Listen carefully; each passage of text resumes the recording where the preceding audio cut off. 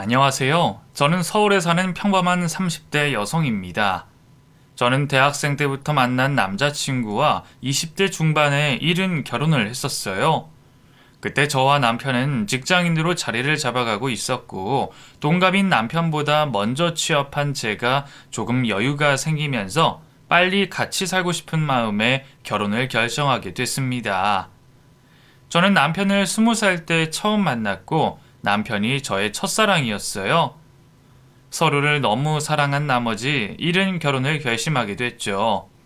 몇 년 동안이나 바라던 결혼이었기에 신혼을 시작할 때만 해도 저는 너무나 행복했습니다. 사이 좋은 남편과 한번 싸우는 일도 없이 깨복는 신혼 생활을 즐겼거든요. 하지만 그런 행복은 오래가지 못했어요. 남편은 무려 5남매 중 막내 아들이었고, 남편에게는 위로 나이 차가 많이 나는 누나들이 줄줄이 있었습니다. 나이 많으신 홀 시어머니의 4명의 시누이들까지 제게는 절대 쉽지 않은 시댁 식구들이었죠. 그때는 너무 어려서 그런지 그런 게 문제가 될 줄도 몰랐습니다. 남편이 누나들을 엄마처럼 대하며 예쁨만 받고 자랐다는 얘기를 듣고 저도 그 집에서 같이 예쁨을 받을 줄 알았거든요. 그런데 대체 무슨 이유인지 시누이들과 시어머니는 저를 참 싫어하셨습니다. 아마 별 볼 것 없는 제가 귀한 아들을 뺏어갔다 생각하셨던 것 같아요. 그래서 처음으로 고된 시집살이의 괴롭힘이 시작됐습니다. 처음에는 저도 아무것도 모를 나이에 결혼해서 그런 게 당연한 줄만 알았어요. 주변에서 제가 제일 빨리 결혼한 편이라 결혼 생활에 대해 물어볼 만한 친구도 없었고, 친정에 말 옮기지 말라는 시어머니 협박이 무서워서 친정에는 아무 말을 못했거든요. 그래서 시댁은 원래 그런 거라 생각하며 묵묵히 견뎠지만 날이 갈수록 심해지는 구박에 저는 점점 지쳐갈 수밖에 없었습니다. 그래도 남편은 제 편이라 다행이었어요. 시어머니 설득하고 누나들 뜯어 말리고 애원하고 저를 어떻게든 감싸주려 노력하던 남편이었죠. 하지만 그럴수록 남편도 저도 지치기만 할 뿐 나아지는 건 없었습니다.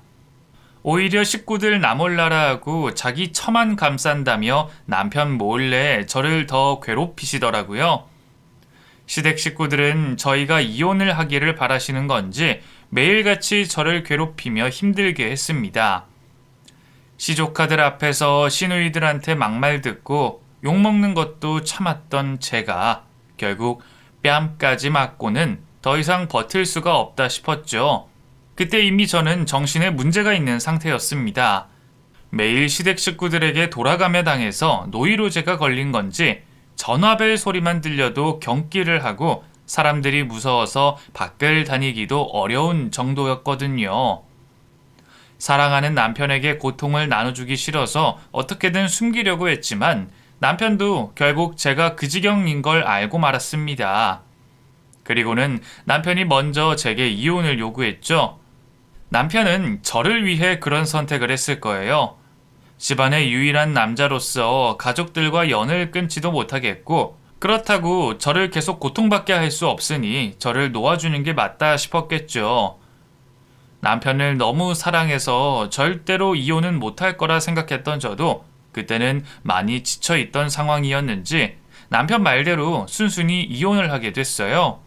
그렇게 저희는 합의 이혼을 했고, 그 후 저는 회사까지 그만두고 프리랜서로 집에서 일하며 지내게 됐습니다. 그때는 부모님을 포함해서 누구도 만나고 싶지 않았고 완전히 사회와 단절된 채 지냈는데, 저도 이대로는 안 되겠다 싶어서 정신과를 다니며 치료를 받기 시작했어요. 처음에는 약도 안 드는 것 같고 상담도 별 소용이 없다 싶었는데 시간이 지나니 조금씩 견딜만해지더라고요.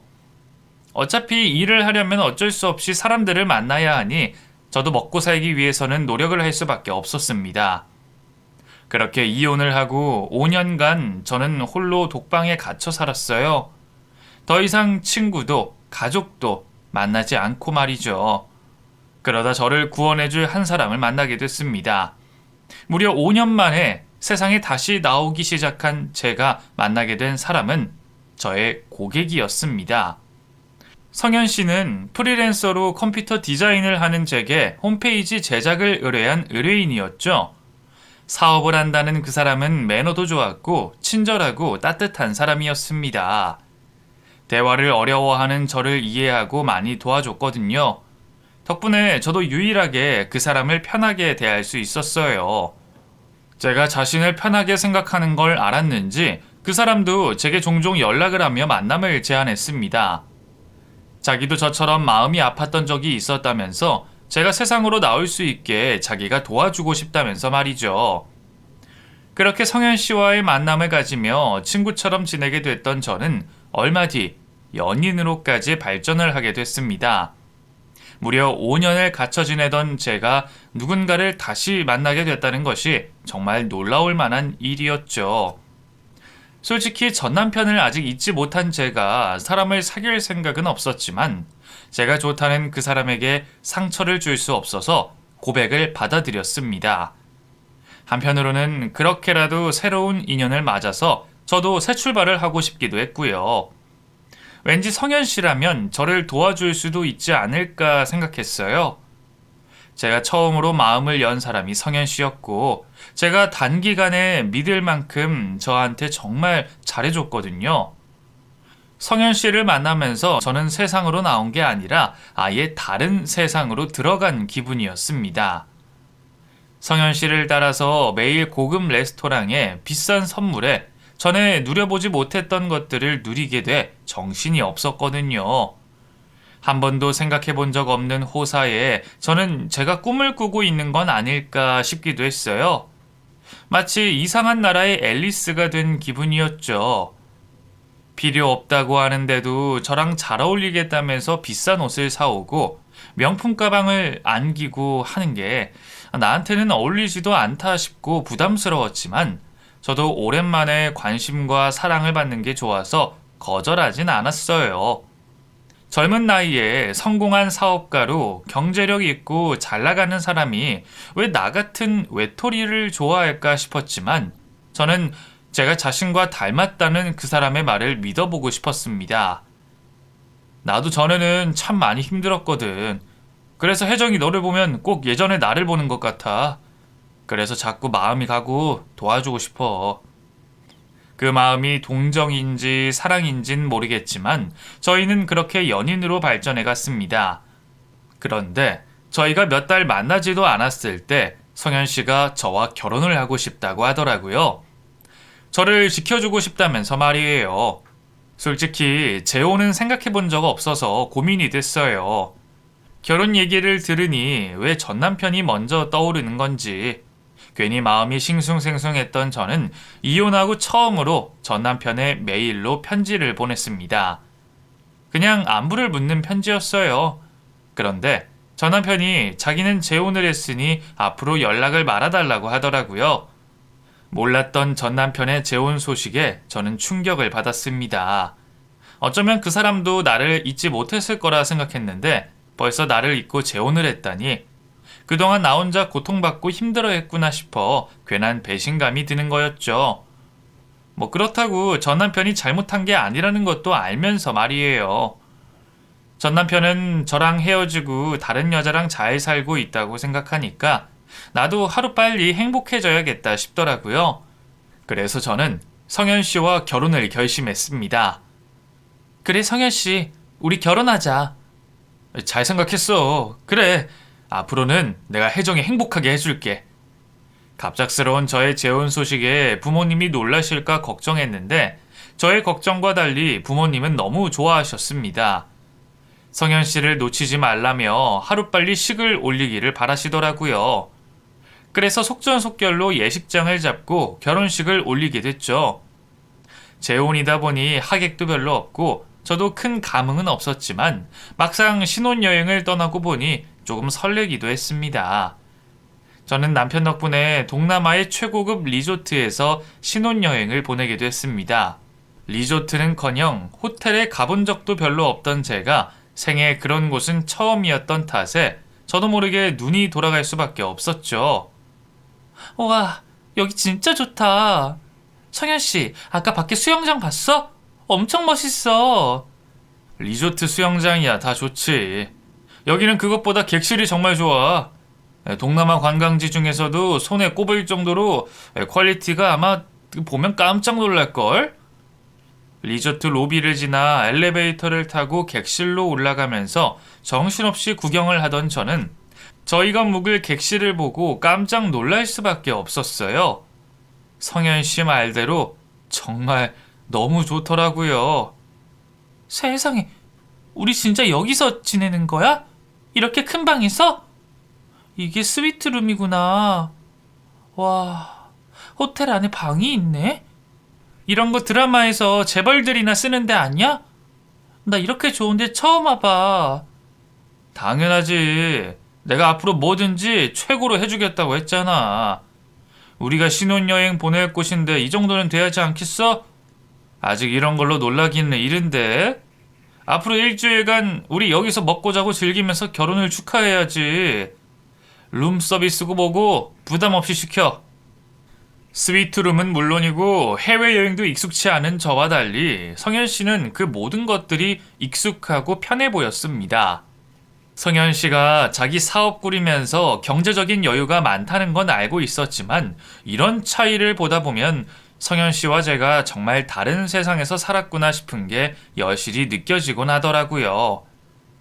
너무 다른 저희가 결혼해서 이제는 같은 세상을 살아야 한다고 생각하니 저는 순간 무서운 기분까지 들었습니다. 마치 내가 오면 안 될 곳에 온 것처럼 낯선 성현 씨의 세상이 쉽게 적응되지 않았죠. 하지만 누구보다 나를 아껴주고 사랑해주겠다고 말한 성현 씨였기에 저는 그 사람을 믿고 제 인생의 두 번째 결혼과 함께 행복한 새 출발을 기대할 수밖에 없었어요. 그렇게 저희는 고급 리조트에서 행복한 신혼여행을 즐기게 됐습니다. 관광지다 보니 주변에도 볼 게 많았지만 리조트 안에 있는 것만으로도 너무 좋아서 밖에 나가볼 생각이 들지 않더라고요. 리조트에서 수영하고 먹고 마시고 즐기다 보면 하루가 금세 지나가 버리는 거죠. 성현 씨야 전에도 와봤다고 하고 이런 데가 익숙하니 본전 생각도 들지 않겠지만 저는 모든 게 낯설어서 그런지 돈 생각이 들어서 그런지 호텔 안에서 뭐라도 해야 할 것 같은 생각이 들더라고요. 그래서 하루 종일 수영을 하고 리조트 구경을 하며 지냈습니다. 근데 제가 생각 없이 놀고 있는 사이에도 성현 씨는 참 바쁘더라고요.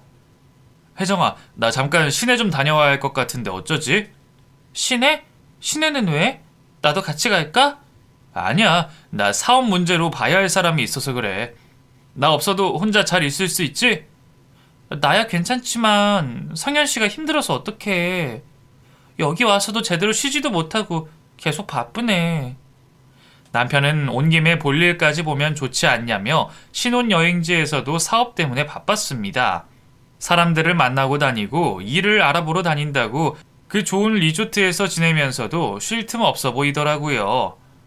사업하는 사람들이야 휴일 없이 바쁘다 보니 어쩔 수 없는 건 알지만 종일 전화에 외출에 바쁜 남편 덕분에 저는 종일 혼자였습니다. 신혼여행까지 와서도 따로 있게 될 줄은 몰랐는데 남편이 옆에 없으니 이게 신혼여행인지 출장인지 모르겠더라고요. 하지만 남편에게 섭섭하다거나 실망은 하진 않았어요. 오히려 나는 도와줄 수 없는데 혼자 고생하는 모습에 미안한 생각이 들었죠. 신혼여행에서까지 마음 편히 쉬지 못하고 일에 시달리는 성현 씨가 저한테 이런 걸 누리게 해주려고 저렇게 고생을 하는구나 싶어서 말이에요. 그래서 저는 아쉬움을 뒤로 한 채 혼자서도 신혼여행을 잘 즐겨보기로 했습니다. 어차피 놀고 먹는 게 전부다 보니 하루 종일 수영을 하고 나면 성현 씨도 어느새 볼일을 보고 들어와 있더라고요. 그럼 같이 저녁 먹고 성현 씨는 또 누군가를 만난다며 외출을 하곤 했습니다. 저한테 미안해서 그러는 건지 저녁은 꼭 같이 먹어줬지만 밥만 먹고 또 급히 나가다 보니 제대로 대화를 나눌 시간은 없었어요. 오히려 한국에서 있을 때보다 여기서 더 바쁜 것 같더라고요. 처음에는 별 생각 없이 걱정만 하던 저도 그때부터 뭔가 이상하다는 생각이 들었습니다. 일주일 일정으로 신혼여행 와서는 하루 이틀 잠깐도 아니고 며칠 동안 거의 온종일 바빠 보이는 성현 씨에게 혹시 무슨 일이 있는 건 아닐까 싶었어요. 일 얘기야 저한테 워낙 하지 않기도 하고 저도 들어서 잘 알지도 모르니 무슨 일인지는 모르겠지만 여자의 촉인 건지 뭔지 괜히 이상한 생각이 들었습니다. 어쩌면 저도 남편이 안쓰럽다, 이해한다 하면서도 신혼여행지에서까지 바쁜 남편에게 섭섭한 마음 때문에 의심을 하는지도 모르지만 말이에요. 그래서 저도 모르게 남편이 뭘 하는지 지켜보게 됐는데 어느 순간 저는 이상한 모습을 보게 됐습니다. 잠깐만, 나 전화 좀 받고 올게. 먼저 밥 먹고 있어? 그냥 여기서 받지 뭐하러 나가. 난 괜찮은데. 그냥 일 얘긴데 당신은 지루할 거 아니야. 그 사람 앞에 두고 어떻게 전화를 하겠어. 금방 다녀올 테니까 먼저 먹고 있어. 식사 중에도 전화를 받으러 가고 새벽에 자다 일어나서도 전화를 받으러 가고 하루 종일 전화를 잡고 있으면서도 남편이 유난히 제 앞에서 통화하기를 꺼려하는 게 왠지 찜찜했어요. 이제 부부가 됐는데 내 앞에서 전화를 못할 이유가 뭐가 있을지 전화 내용이 궁금했던 저는 몰래 남편의 통화를 엿듣게 됐습니다. 제가 자는 줄 알고 테라스에서 혼자 통화하던 남편은 사업차 만난다던 현지 사람이 아니라 한국에서 걸려온 전화를 받는 듯 했습니다. 잘은 몰라도 시차가 달라 보였고 통화를 한국말로 하고 있었거든요. 진짜. 시차 좀 확인하고 전화하라니까. 여기는 새벽이라니까? 이러다 다 들키면 책임질 거야? 그래. 그래, 알겠어. 물건 확인했고 내일 받기로 했어. 우선 패킹해서 캐리어에 나눠 담고 조심히 옮겨야지. 그래. 그 고객들한테는 조금만 기다리라고 그래. 내가 언제 일 실수하는 거 봤어? 선입금 한 만큼 제대로 책임지겠다고 해. 언뜻 듣는다면 별 이상한 내용 없는 흔한 사업 전화일지 몰라도 순간 저는 그 전화 통화 내용이 심상치 않다는 걸 알 수밖에 없었습니다. 마치 제 눈치를 보는 듯 다 들키면 어쩌냐는 성현 씨의 말 때문이었죠. 뭘 들키면 안 된다는 걸까 싶었던 저는 성현 씨가 옮긴다는 물건과 기다리지 못하고 안달인 고객들이 궁금해지기 시작했습니다. 그리고 하루 종일 통화를 나누는 사람들의 정체가 정말 알고 싶었죠. 그냥 업무차 알고 지낸다기에는 너무 막역해 보이는 것 같은데 그렇다고 친구 사이에 할 대화라고 하기에는 고객이며 물건이며 이상한 내용 투성이다 싶었어요. 그래서 저는 성현 씨가 깊게 잠든 순간 몰래 성현 씨의 업무용 핸드폰 목록을 살피게 됐습니다. 보통 여자들이 신혼여행지에서 남편을 쉽게 의심하지는 않겠지만 평소 사서 걱정이 많던 저는 성현 씨가 무슨 일을 하는 건지 알아내고 싶었어요. 설마 아닐 거라 생각하면서 일말의 의심을 지우고 싶었죠. 그렇게 성현 씨의 핸드폰 통화 목록을 보게 된 저는 로밍된 전화가 유난히 많은 걸 보게 됐어요. 대충 봐도 010으로 시작하는 한국 휴대폰 번호였기에 저는 누군지 모르는 그 전화번호 목록을 제 휴대폰으로 몰래 찍어뒀습니다. 그때까지는 저도 제가 뭘 의심하고 있는지 앞으로 얼마나 더 놀랄만한 일이 벌어질지는 아무것도 모른 상태였죠. 그 사이에도 시간은 빠르게 흘러 어느덧 신혼여행의 마지막 날이 됐습니다. 성현 씨를 의심하면서도 제가 당장 해외에서 뭘 할 수는 없기에 저는 한국으로 돌아가면 제가 찍어둔 휴대폰 번호부터 알아볼 생각이었습니다. 사실 저도 이제 막 결혼식을 올리고 제 남편이 된 사람을 괜히 의심하고 싶지 않아서 진실을 바라며 직접 물어보기까지 했지만 성현 씨가 이상하게 말을 돌리면서 절대 입을 열지 않더라고요. 근데 누구랑 그렇게 전화를 하는 거야? 저번에는 한국에서 전화 온 것 같던데 그런 건 한국 들어가서 해도 되는 거 아니야? 급한 일이야? 그 별거 아니야. 그냥 직원들이 전화 온 거야. 결제 받을 게 있다고. 그런 전화를 그렇게 자주 해? 여기까지 와서 성현 씨 제대로 쉬지도 못하게 할 정도로? 무슨 일인데 그래. 뭔지 나도 궁금해서 그러는데 좀 알려주면 안 돼? 우리 이제 부부잖아. 그냥 업무 얘기야. 일 얘기해봤자 혜정이 너는 알지도 못할 거고 재미도 없을 텐데 뭐하러 궁금해해. 고생은 나 혼자 할 테니까 너는 그냥 여행 즐겨. 결국 말은 안 하고 돌리는 게 이상하다 싶었는데 결국 신혼여행의 마지막 날에서야 남편의 수상한 모습을 확실히 목격하게 됐습니다. 제가 밤 수영을 하겠다고 하는데도 남편은 하루 종일 일해서 피곤하다며 방에 있겠다고 하기에 제가 혼자 나갔다가 다시 몰래 들어오는데 남편이 제 캐리어를 열고 뭔가를 캐리어 안쪽에 넣고 있는 겁니다. 아무리 부부 사이라고 해도 말도 없이 남의 가방을 헤집는 모습에 저는 놀라 남편에게 따져묻게 됐어요. 성현 씨, 지금 뭐 하는 거야? 내 캐리어에 뭐 하고 있어? 수영을 간 줄 알았던 제가 금방 돌아오자 성현 씨는 깜짝 놀라 들고 있던 물건을 떨어뜨렸습니다. 그 물건은 뭔가로 꽁꽁 쌓여 잘 보이지는 않았지만 얇은 블럭같이 보였어요. 너무 잘 포장되어 있는 것이 오히려 의심이 들었죠. 혜정아, 수영한다더니 왜 벌써 왔어? 내가 오면 안 될 때 온 거야? 왜? 나 몰래 뭐 해야 하는 거야? 대체 뭐 하고 있는 건데? 손에서 떨어뜨린 건 뭐고? 뭔데 내 캐리어에 말도 없이 숨기고 있는 거야? 아니야. 뭐 숨기다니. 그냥 내 물건인데 내 캐리어에 넣을 자리가 없어서 좀 넣어두려고 그랬지. 그럼 나한테 말을 하면 되지. 왜 혼자 숨어서 그러고 있어? 그리고 물건 넣을 거면 가방 안에 넣어야지. 왜 캐리어 내부에 넣고 있어? 딱 봐도 많이 당황해하는 성현 씨 모습에 자기 짐이라면서 캐리어 내부가 아니라 캐리어 내부를 보호하는 지퍼 뒤쪽으로 숨기듯 넣고 있는 것이 누가 봐도 이상할 상황이었습니다. 그런데도 아니라고 잡아떼는 게 뭔가 확실히 수상하다 싶었죠. 안 그래도 계속 의심하던 제가 계속해서 물건의 정체를 물어보며 의심의 눈초리를 보내자 성현 씨는 어쩔 수 없다는 듯 아까의 곤란하다는 태도를 싹 바꿔 되려 당당하게 나오기 시작했습니다. 사람이 그렇다고 하면 좀 그런 줄 알지. 무슨 말이 그렇게 많아?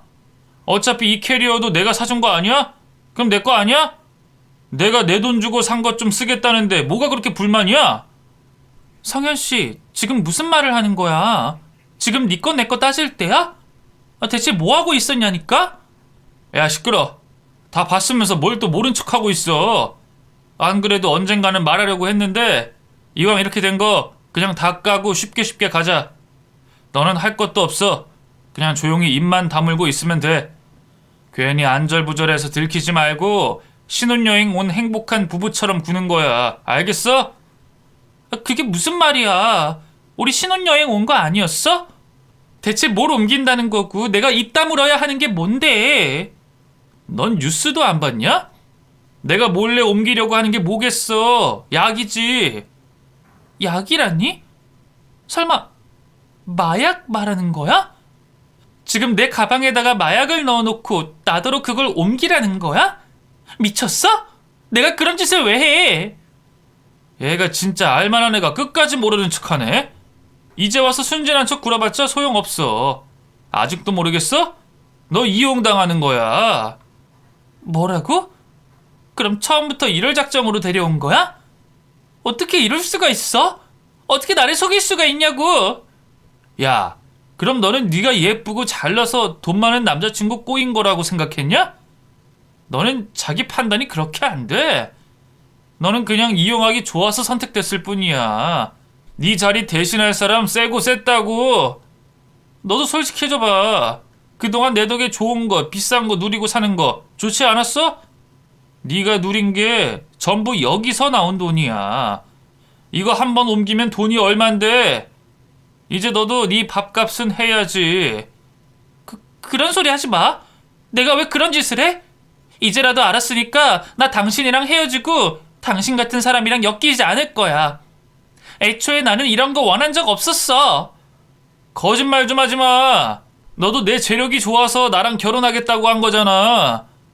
내가 사업하는 사람이 아니고 그냥 어디 뭐 길에서 장사하거나 배달하는 남자라고 그랬어도 네가 나한테 관심을 가졌을까? 우리 피차 솔직해져 보자. 너도 그동안 누릴 거 누리면서 즐거웠잖아. 여기 와서도 출세한 것 같다고 내 덕에 호강한다면서 행복하다고. 네가 조금만 나를 도우면 앞으로도 계속 이런 거 누리고 살 수 있어. 이런 것뿐이야? 앞으로 돈 걱정 한 번 안 하게 해줄 수 있지. 그러니까 우리 일 어렵게 만들지 말고 서로 이해관계 맞춰서 행동하자. 나를 행복하게 해줄 남자라고 믿었던 남편의 실체는 다름 아닌 마약 범죄자였습니다. 요즘 국내외 할 것 없이 마약 사고 파는 사람들이 많다는 뉴스는 저도 자주 들었지만 설마 그런 사람이 제 근처에 있을 줄은 몰랐어요. 그것도 이렇게 가까운 곳에 말이죠. 전혀 알지 못했던 남편의 충격적인 실체에 저는 당장이라도 도망치고 싶을 정도로 무서웠지만 도망쳤다가도 잡힐까 싶은 생각에 아무것도 할 수 없었습니다. 그때 제가 할 수 있는 거라곤 조용히 휴대전화로 나와 그놈의 대화 내용을 녹음하는 것밖에 없었어요. 다행히 방에 들어가기 전부터 핸드폰 녹음기를 켜놨거든요. 어때? 뭐 여태 내 덕에 가진 것들 계속 가지고 싶지 않아? 너도 그동안 돈 때문에 고생 많이 했잖아. 정신병 있어서 사회생활도 못하면서 먹고 살려고 방구석에 틀어박혀서 돈 벌려니 얼마나 고생이야. 야, 근데 나랑 같이 가면 평생 돈 걱정 안 하게 해줄 수 있어. 혜정아, 나 너 꽤 좋아해. 우리 그동안 잘 맞았잖아. 우리 정도면 앞으로도 잘 살 수 있어. 그러니까 네가 조금만 생각을 바꿔봐. 됐어. 누가 그런 거 해달라 그랬어? 이런 짓 해서 번 돈인 줄 알았으면 그 돈으로 아무것도 하지 않았을 거야. 그동안 먹은 것까지 전부 도로 뱉어내고 싶다고. 네가 과연 그렇게 쉽게 말할 수 있을까? 너 어렵게 재혼한 거잖아. 근데 또 이혼당하고 싶어? 그리고 네 가족들은? 네가 이런 식으로 나오면 네 가족들은 무사할 수 있을까? 네가 협조 안 하고 나를 신고라도 하려고 하면 내가 너부터 네 가족들까지 그냥 두진 않을 거야. 그때 가서 괜히 내 말 들을 걸 후회하지 말고 지금이라도 잘 생각해봐. 잡힐까 걱정돼서 그러는 거면 걱정하지 않아도 돼. 여태 들킨 적 없고 위험하지도 않아. 애초에 누가 신혼부부가 마약을 옮긴다고 생각하겠어. 앞으로도 우리 둘이 함께 움직이면 의심은 더 줄어들 거야. 협박하면 그만이야? 당신이 그런 식으로 나오면 나도 가만히 안 있을 거야. 우리 가족 건드리게 그냥 둘 줄 알아? 당장 신고해서 당신 마약 사범으로 보내버릴 거야. 당신이야말로 나한테 조심하는 게 좋을걸? 가족의 목숨까지 두고 협박을 하는 그놈에게 두려움을 겨우 숨기고 되려 협박을 했지만 그놈에게는 씨알도 먹히지 않았습니다. 나를 신고하겠다고? 뭐라고 할 건데? 뭐 네 남편이 네 캐리어에 마약을 숨겼다고? 그걸 내가 했다는 증거라도 있어? 그랬다가는 너도 무사하지 못해. 너 공범되는 거 한순간이야. 너랑 나랑 부부인데 누가 네 말을 쉽게 믿어주겠어? 당장 신고를 하겠다고 하는데도 제가 공범으로 잡혀갈 거라며 말하는 말에 저도 순간 겁이 났습니다. 그놈 말대로 나한테 제대로 증거가 없다면 이러다가 정말 내가 그놈과 결혼했다는 이유만으로 공범이 될 것 같더라고요. 그렇다고 눈앞에 범죄자를 두고 어떻게 그냥 있을 수가 있겠어요. 더군다나 저더러 같이 공범이 되라는 말에는 더더욱 동의할 수 없었죠. 마약 범죄자로 낙인 찍히느니 차라리 그 자리에서 죽는 게 낫겠다 싶더라고요. 그렇다고 그 자리에서 제가 달리 할 수 있는 일이 없었습니다. 해외라고 경찰에 신고를 할 수도 없었고 신고를 하더라도 뭐라고 해야 할지 모르겠더라고요. 당장 내가 결혼할 사람이 마약상이라는 것도 믿어지지가 않는데 남이라고 제 말을 쉽게 믿을 수 있을까 말이에요. 그러는 사이에 저놈이 증거들을 전부 없애버리거나 나한테 뒤집어 씌우면 꼼짝없이 저만 바보 되는 거잖아요. 그나마 몰래 녹음을 하고 있기는 했지만 이런 게 증거가 될지도 모르겠고 저도 정말 머리가 복잡했습니다. 근데 그런 상황에 이상하게 자꾸 전남편 생각이 나는 거예요. 누구한테 도움을 구해야 할지 고민하는데 전남편 말고는 아무도 떠오르지 않더라고요. 더군다나 전남편에게 경찰인 친구가 있기도 했고요. 보통의 상황이라면 재혼해서 떠난 신혼여행지에서 결혼한 전남편에게 연락할 생각 같은 건 하지 않았겠지만 그때는 정말 제가 도움을 구할 곳이 전남편밖에 없었습니다. 염치고 체면이고 신경 쓸 겨를도 없이 우선 지푸라기라도 잡아야겠다 싶었죠. 그 사이 저는 그놈의 말에 동의하는 척하며 그놈이 흥분하지 않도록 노력했습니다. 그래, 알겠어. 일이 이렇게 된 이상 나도 나한테 좋은 선택을 해야겠지. 그럼 나는 그냥 입 다물고 있기만 하면 된다는 거지? 이제야 말이 잘 통하네. 그래, 너만 조용히 있으면 들킬 일 없어. 그러니까 괜히 신고하니 뭐니 허튼 생각하지 마. 알겠지? 저는 그놈을 안심시키기 위해 최대한 동조를 했습니다. 나도 돈이 좋다며 돈을 위해서라면 무슨 짓이든 할 수 있는 것처럼 말했죠. 그러자 그놈도 제가 자기랑 같은 사람이라 생각하는지 금세 안심을 하더라고요. 그래, 세상에 돈 싫어하는 사람이 어딨겠어. 다들 처음에는 아니라고 부정하다가도 다 쉬운 길을 쫓게 돼 있어. 그래도 너는 인정이 좀 빠른 편이네. 솔직히 좀 놀랐어. 세상 물정 모른다 싶어서 이용하려고 했더니 생각보다 눈치 빠르네. 원래는 결혼 생활 유지하다가 조심스럽게 말하려고 그랬는데 우리 생각보다 좋은 파트너가 될 수 있겠는데? 그놈은 처음부터 저 같은 사람을 노렸던 거였어요. 제가 혼자 지내는 이혼녀에 회사도 다니지 않고 프리랜서로 시간이 자유롭다 보니 결혼 후에 해외 여기저기 데리고 다니면서 저를 마약 운반책으로 이용해 먹으려고 했더라고요. 내가 순진한 이혼녀인 게 그렇게 큰 잘못인 건지 그런 이유로 저런 놈한테 걸렸다는 게 억울하기만 했죠. 그렇다고 다 알게 된 마당에서 끝까지 속아줄 생각은 없었습니다. 그놈은 여전히 저를 외톨이로 모질이 취급하는 듯 했지만 저도 도움 구할 곳이 하나 정도는 있었네요. 저는 대화 녹음 파일을 카톡으로 전 남편에게 보내며 도움을 구했습니다. 자세한 설명을 하진 못하지만 똑똑한 그 사람이라면 무슨 상황인지 눈치를 챌 거라 생각했죠. 짧은 설명과 함께 메시지를 삭제해버린 저는 부디 전 남편에게서 연락이 오기를 바라고 있었습니다. 한시빨리 연락이 와서 제발 저를 그 지옥에서 구해주기를 말이에요. 그런데 그 순간 생각지도 못한 일이 벌어졌습니다. 이미 그놈의 범행을 눈치를 채고 있었던 건지 특공대로 보이는 현지 경찰들이 저희가 있는 숙소로 쳐들어오는 거예요. 그리고 저를 공범으로 체포해 가는 거죠. 나를 구해달라는 거지 곤욕을 치르게 해달라는 게 아니었는데 말이에요. 영어도 잘 못해서 말도 안 통하는데 뉘앙스만 봐도 그 사람들이 저를 그놈의 공범으로 생각하고 있는 건 알 수 있었어요. 저는 손목에 수갑이 차여서 그놈과 함께 각각 체포를 당했습니다. 다행인 건 처음에는 내가 신고를 한 줄 알고 저를 죽일 듯이 노려보던 놈이 저도 같이 체포를 당하는 걸 보며 안심하듯이 제가 신고한 게 아니라는 걸 알았다는 거죠. 순간 저도 혹시 전 남편이 보낸 사람들인가 싶었지만 나에게 호의가 없는 그 사람들을 보며 희망을 놓을 수밖에 없었습니다. 그 길로 저는 낯선 곳에서 낯선 사람들에게 붙잡혀 경찰서로 향해야 했어요. 평생 경범죄 처벌 한 번 받아본 적 없던 내가 해외에서 손에 수갑까지 채워졌다는 게 너무나 무섭고 소름 끼치는 일이었습니다.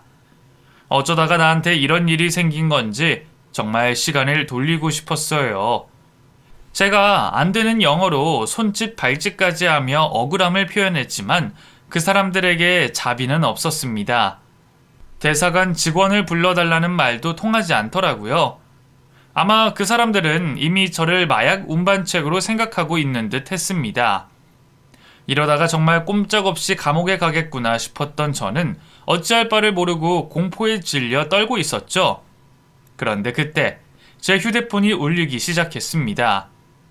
손목이 묶인 저 대신 경찰이 대신 제 전화를 가져가 받았는데 목소리를 들어보니 다름 아닌 전 남편 같았어요. 진호씨, 나 좀 도와줘.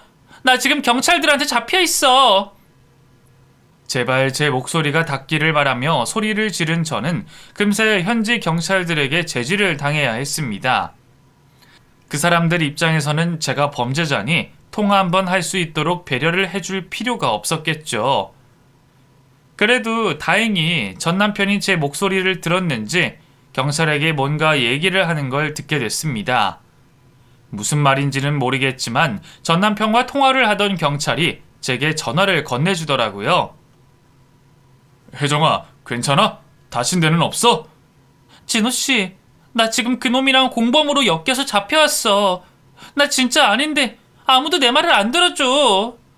나 지금 너무 무섭고 억울해. 나 이러다가 감옥 가는 거 아니야? 나 좀 제발 도와줘. 그래, 그 카톡 보고서 내가 노력해보고 있어. 안 그래도 친구를 통해서 한국 경찰들이랑 얘기 중이니까 조금 있으면 답이 있을 거야. 그쪽 경찰들한테도 곧 연락 갈 거라 말해놨으니까 함부로 하진 못할 거야. 무섭겠지만 조금만 참고 있어. 내가 어떻게든 꼭 도와줄게. 우리 꼭 다시 볼 수 있으니까 걱정하지 말고 조금만 버티자. 알겠지? 순간 그 사람이 하는 말이 얼마나 희망차게 들리던지 조금 전까지만 해도 나는 그곳 감옥에서 썩어 죽을 거라는 생각을 하던 저도 조금은 힘이 나기 시작했습니다. 전 남편의 말이 맞았던 건지 현지 경찰들도 제게 조금은 유해진 것 같았어요. 그리고 얼마 뒤 한국 경찰에게 전화가 걸려왔고 저를 돕겠다며 대사관 직원이 경찰서로 찾아왔습니다. 태어나서 그때만큼 사람이 반가운 적은 없더라고요. 이혜정 씨? 저 대사관에서 나왔습니다.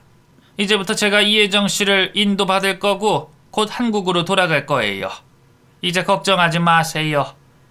무슨 상황인진 모르겠지만 우선은 한국으로 돌아가서 조사를 받을 수 있다니 정말 다행이라 생각했습니다. 현지에서 마약범으로 걸린 이상 풀려나기 쉽지 않을 줄 알았는데 전 남편이 어떻게 한 건지 해결이 된 것 같아 정말 다행이었죠. 물론 돌아가서도 경찰서로 곧장 가야 했지만 그래도 일단 말이 통하는 한국으로 간다는 게 다행이었습니다. 그렇게 저는 대사관 직원의 인도로 한국으로 돌아가게 됐고 공항에서 저를 기다리고 있던 경찰들을 만나 곧바로 경찰서로 가게 됐어요. 하지만 그때는 더 이상 무섭지 않았습니다. 저를 도와주러 온 전 남편이 있었거든요. 혜정아, 이제 걱정하지 마. 친구한테 잘 말해놨으니까 경찰에서도 너를 의심하지는 않을 거야. 간단하게 조사만 받고 금방 혐의 풀릴 거야. 그쪽이 협조만 잘하면 다 괜찮을 테니까 그냥 솔직하게 아는 것만 말해.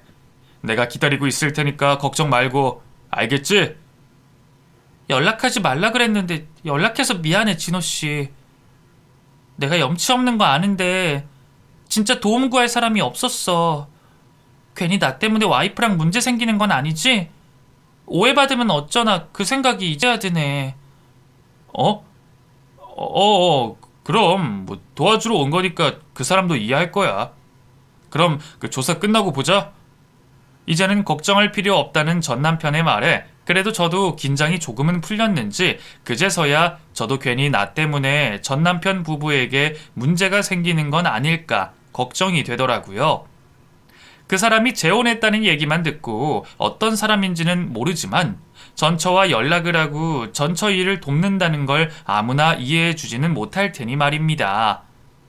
다행히도 전 남편은 그럴 걱정은 없다 말했고 저는 조금은 마음을 놓으며 차분히 조사를 받게 됐습니다. 말도 안 통하는 해외 경찰들과 지내본 덕인지 말도 잘 통하는 한국 경찰들은 전혀 무섭지 않더라고요. 다들 저를 범인으로 생각하지도 않고 어쩌다 이런 일에 엮였냐며 안타까워해줬죠. 당연히 혐의가 없다는 입증을 위해 조사는 받아야 했지만 저는 성실히 조사에 임했고 그 과정에서 제가 최성현 그놈에 대해 아는 것과 조금이나마 도움이 될 정보들을 알렸습니다. 그리고 거기서 자꾸 한국에 전화를 하길래 제가 번호를 찍어놨는데요. 혹시 이것도 도움이 될까요? 아유, 그럼요. 뭐든 도움이 되죠. 그놈이 연락을 했다면 아마 범죄에 관련된 사람들의 확률이 높습니다. 고객 아니면 같은 판매책이겠죠. 정말 좋은 정보 될 겁니다. 제가 헛다리를 짚은 게 아닌지 그 번호들은 경찰들의 의심대로 한국에서 마약을 유통하는 판매책들의 연락처였습니다.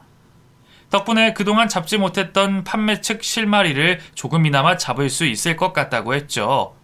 제가 뭐라도 할 수 있다니 얼마나 다행이었는지. 자의는 아니었지만 그런 일에 엮였던 저로서는 조금은 안심이 되는 듯 했습니다. 저는 당연히 무혐의로 풀려났고 최대한 협조를 하며 최성현 그놈의 죗값을 치를 수 있도록 도왔어요. 얼마 뒤 그놈은 현지 경찰들에게 인도되어 한국으로 송치됐고 결국 실형을 받았다고 들었습니다. 그 와중에 혼인신고를 하지 않은 게 얼마나 다행이었는지 모르겠네요. 처음부터 그런 놈에게 엮이지 않는 게 제일 좋은 거지만 그나마 신혼여행지에서 모든 사실이 밝혀진 게 제게는 천만다행이었습니다. 하지만 그런 말도 안 되는 일에 엮이고 쓰레기 같은 놈에게 속았다는 건 평생 잊을 수 없는 저의 상처가 됐죠. 이제야 아픔을 딛고 새 출발을 할 수 있을까 기대했는데 또 이런 일을 겪으니 과연 내가 다시 살 수 있을까 싶더라고요. 그런 우울한 생각을 하며 경찰서를 벗어나던 저는 경찰서 앞에서 저를 기다리고 있던 전 남편을 만나게 됐습니다. 조사는 다 끝났어? 별일 없었지? 고생 많았어. 어? 진호씨 설마 나 기다리고 있었던 거야? 아니, 뭐 친구가 끝냈을 거라고 연락해주더라고. 조사는 끝나도 혼자 집에 가기는 무서울 것 같아서 데려라도 주려고. 고맙긴 한데 와이프한텐 얘기했어? 사실 그럴 필요 없어. 설마 말도 안 하고 온 거야? 그러다 나중에 알게 돼서 문제 생기면 어쩌려고. 나 때문에 또 이혼이라도 하고 싶어서 그래? 그게 아니고 사실 나 재혼 안 했어. 거짓말해서 미안해. 그때는 혜정이 네가 나 잊고 행복해졌으면 해서 거짓말한 거야. 근데 결국 나 때문에 이런 일이 벌어진 것 같아서 더 후회되네. 전 남편이 제게 재혼했다는 거짓말을 했다는 말에 저는 멍해졌습니다. 제가 재혼을 결심한 건 전 남편에 대한 복수심 때문도 있는데 그럼 결국 나는 누굴 위해 복수를 하려고 그랬던 걸까 싶더라고요. 그걸 알아서 그런지 전 남편은 그 일이 자기 탓이라며 자책하고 있었습니다. 하지만 저는 전 남편 탓을 하고 싶지 않았어요. 탓을 하려면 사람을 속인 그놈 탓일 거고 애초에 그런 놈과 엮인 제 탓을 해야겠죠. 그리고 솔직히 그때는 전 남편이 재혼을 안 했다는 게 너무 기쁘더라고요. 그런 일을 겪으면서 전 남편에게 의지하는 저를 보며 뒤늦은 후회가 들었거든요. 그날 전 남편은 저를 집까지 데려다 줬고 저희는 밤새 많은 이야기를 나눴습니다. 애초에 우리가 왜 이혼을 해야 했고 왜 이혼을 하고도 아직까지 힘든 건지 대화를 나눴죠. 얘기를 나누다 보니 미련을 버리지 못한 게 저만이 아니라는 걸 알았어요. 애초에 전 남편은 이혼을 하고 싶지도 않았고 저희도 어찌 보면 시댁 때문에 타의로 이혼을 했던 거였기 때문에 헤어지면서도 서로에 대한 마음이 정리되지는 않았던 모양입니다. 저도 그래서 정신과 치료를 받으며 히키코모리 생활을 했었고 전 남편도 편히 지내지는 못했더라고요. 말은 못했지만 많이 힘들었어. 애초에 이혼하고 싶지도 않았지만 그때는 내가 놔줘야 혜정이 네가 살 수 있을 것 같았거든. 나만 네 인생에서 빠져주면 네가 다시 웃고 행복해질 거라고 생각했는데 나를 못 잊고 계속 힘들어하는 걸 지켜보는 게 버거웠어. 그래서 차라리 미련이라도 떼버리라고 재혼했다고 말한 건데 그게 더 상처가 될 줄은 몰랐어. 나는 그냥 네가 행복하기를 바랬는데 말이야. 내가 너를 벼랑에서 밀어버린 것 같아서 너무 미안해. 당신 탓 아니야. 미련한 내 탓이지. 우리 이혼부터 지금까지 당신 잘못은 없어. 그냥 운이 없었을 뿐인 거야. 나는 그렇게 생각해. 누구를 원망할 수도 없고 서로의 탓을 할 수도 없는 저희는 대체 누구를 원망해야 할지 혼란스러웠습니다. 하지만 이번 일로 인해 또 한 번 알게 됐어요. 평생 가도 제가 전 남편을 잊을 수는 없다는 걸 말이죠. 잠시나마 다른 사람을 만나고 그놈 덕분에 별별 호사를 다 누려보면서도 이상하게 저는 행복하지가 않았습니다. 비싼 레스토랑에서 칼질을 하면서도 그것보다는 전 남편과 즐겨 먹던 떡볶이가 더 생각나는 거죠. 이제 와서 너무 늦은 미련이라 생각해서 억지로 재혼을 결심했는데 결국 이런 일이 벌어지고 전 남편을 다시 만나게 됐네요.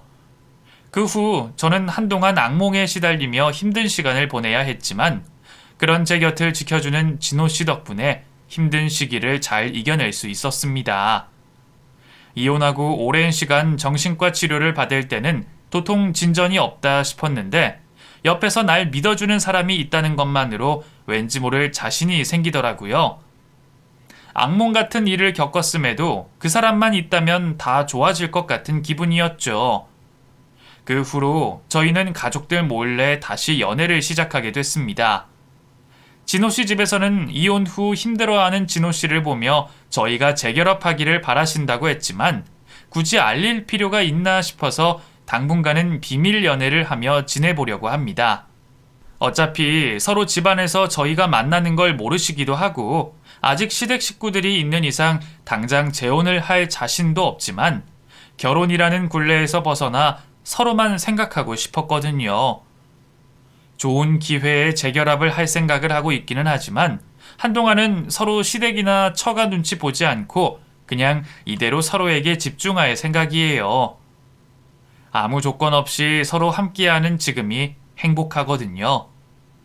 언젠가 다시 제가 결혼을 하는 날이 오면 그때 또 인사를 드리러 오겠습니다. 그럼 여러분들 곁에도 든든한 편이 있으시길 바라며 이야기를 마치겠습니다. 감사합니다.